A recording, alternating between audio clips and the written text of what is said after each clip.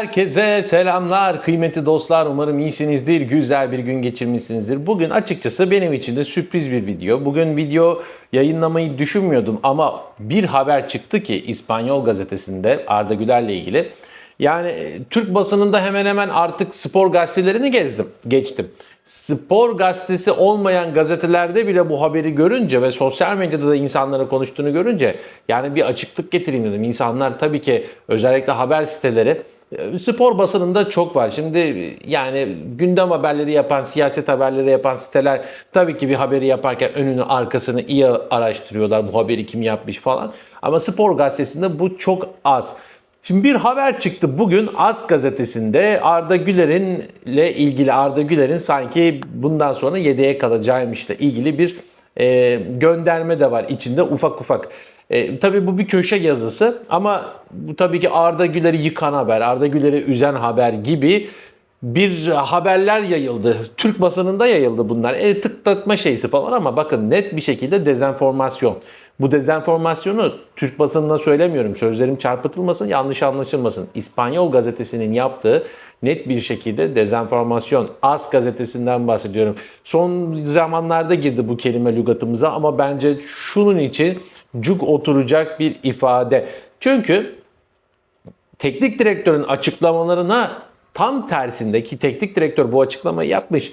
Sen bu açıklamaya rağmen tam tersi minvalde bir haber yapıyorsun. Haber değil, köşe yazısı. Onu sonuçta yayınlıyorsun AS gazetesi olarak da. Doğal olarak da bu aslında bir gerçek dışı bir olayı sanki gerçekleşecekmiş gibi bir algıya sebep oluyorsun. Yani bilerek yapıyorsun, bilinçli yapıyorsun ve daha Xabi Alonso maçlar gelmeden Xabi Alonso'yu etkilemeye çalışıyorsun. Çok yanlış bir şey. Kim yapıyor bunu? Futbol yorumcusu Julio Maldonado, AS gazetesinin yazarı. Jude Bellingham'ın sahalara dönüşünün Real Madrid'de bazı oyuncuları etkileyebileceğini söyledi. Arda'nın yedek kalmasının sebebi de Jude Bellingham olduğunu ortaya çıktı diyor. Bu son Espanyol maçı için bence orada tamamen saçmalamış. Jude Bellingham oynardı o zaman ilk 11'de. Öyle de bir şey yok.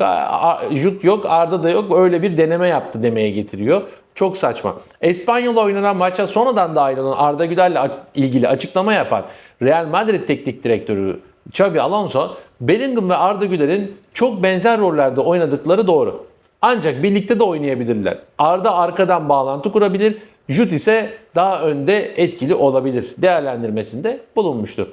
Bu süreçte en çok etkilenecek isim olarak Arda Güler'i işaret etti. Maldini diyor kendine. Julio Maldonado.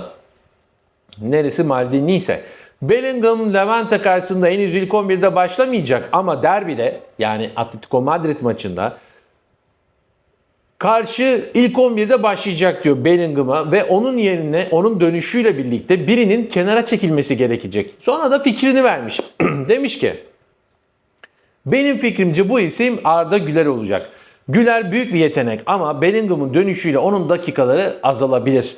Bu teknik kararlarla ilgili ve Madrid'in dengesi için zorunlu görünüyor demiş. Bir de zorunlu görünüyor demiş. Yani zaten Sayın Maldini yani Julio Maldonado, Xabi Alonso zaten benzer bir açıklamaya, benzer bir soruya cevap vermiş ve ikisini oynatabileceğini söylemiş. Senin burada özellikle Arda Güler'i tercih edeceğini düşünüyorum. Tchouaméni veya Valverde'yi değil deyip bir de üzerine zorunlu görünüyor gibi bir kelimeyle Xabi Alonso'yu basın yoluyla baskılamaya çalışmak ne demek oluyor bilmiyorum ama AS gazetesi de yani bu yazarının yaptıklarına alet oluyor. Direkt AS gazetesini suçlamak olmaz. Tabii ki onlar yazarlarla anlaşma yapıyorlar. O yazarlar yazılarını yazıyor, yayınlıyorlar. Onların belki yayınlamakla ilgili bazı noktalarda zorunlulukları vardır. Onlara da bir şey diyemem. Ama bu Maldonado denen arkadaşın da ne yaptıklarını bir hatırlamak lazım. Aslında Türk basınına tam olarak bu noktada sesleniyorum. Maldonado daha önce ne yapmıştı? Dünya Kupası maçlarını yani Kulüpler Dünya Kupası maçlarını hatırlarsanız daha ilk maçta sonradan oyuna girmişti Arda Güler. İyi bir maç çıkarmamıştı. Yerden yere vurmuştu. Ondan sonra Dortmund ve Juventus maçlarında mükemmel bir top oynayan Arda Güler sessiz kalmıştı. Hiçbir şey yazmamıştı onunla ilgili.